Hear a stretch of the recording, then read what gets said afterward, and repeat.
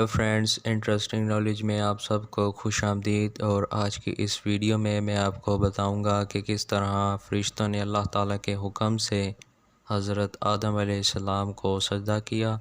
اور اگر آپ نے ابھی تک میرے چینل کو سبسکرائب نہیں کیا ہے تو آپ میرے چینل کو سبسکرائب کر دیں اور گھنٹی کے بٹن کو بھی دبا دیں تاکہ آپ تک میری ہر نئی آنے والی ویڈیو کا نوٹیفیکیشن آتا رہے۔ جب حضرت آدم علیہ السلام کی شان علمی تمام جنات و ملائکہ پر اشکار اور واضح ہو گئی تو اب آدم علیہ السلام کا اعزاز اور بھی بڑھ گیا، یعنی یہ کہ فرشتوں کو حکم ہوتا ہے کہ آدم علیہ السلام کے لیے سونے کا ایک تخت تیار کریں۔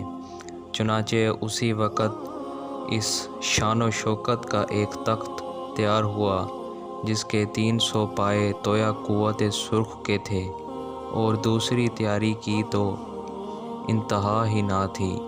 پھر حضرت آدم علیہ السلام کو جنت کی شہنشاہی کا وہ لباس اور جنت کے وہ ریشمی حلے پہنائے گئے جس کی خوبی کوئی بیان نہیں کر سکتا، اور پھر جنت کے جوہرات کے زیب تن کیے گئے اور جنت کا تاج سر پر رکھا گیا اور پھر اس تخت پر بٹھایا گیا۔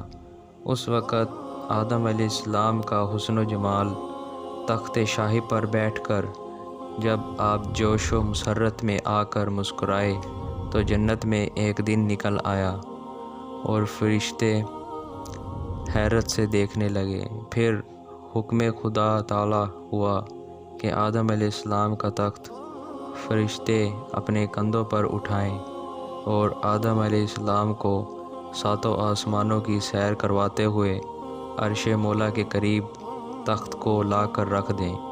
چنانچہ فرشتوں نے ایسا ہی کیا، یعنی ساتوں آسمانوں پر آپ کا جلوس نکالا اور پھر عرش الہی کے قریب آپ کا تخت لا کر رکھ دیا۔ اور اب 14 دور کے فرشتوں کو آدم علیہ السلام کی زیارت کا حکم آیا۔ جب تمام فرشتے وہاں حاضر ہو گئے تو اللہ تعالیٰ کی طرف سے حکم ہوا، اے میرے مطیع فرما بردار فرشتوں، آدم علیہ السلام کو سجدہ کرو۔ چنانچہ یہ حکم الہی سنتے ہی یہاں سے وہاں تک تمام فرشتے حضرت آدم علیہ السلام کے سامنے گر گئے۔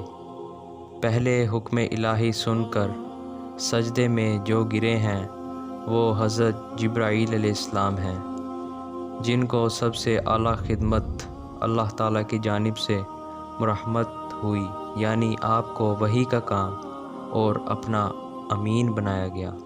اور پھر میکائیل علیہ السلام سجدے میں گر پڑے، جن کو اس سلسلے میں باران رحمت کا کام عطا ہوا۔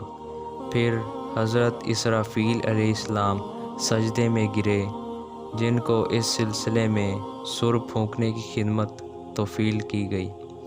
پھر حضرت عزرائیل علیہ السلام سجدے میں جھکے، جن کو اس سلسلے میں تمام بندوں کو خدا سے ملانے کی خدمت دی گئی۔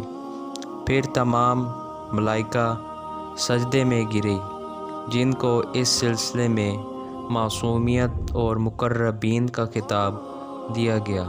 اس وقت کا جوش و خروش جب کہ حضرت آدم علیہ السلام عرش مولا کے نیچے جنت کے تخت پر جلوہ افروز ہیں اور 14 دور کے فرشتے ان کے سامنے سجدے میں گرے ہوئے ہیں۔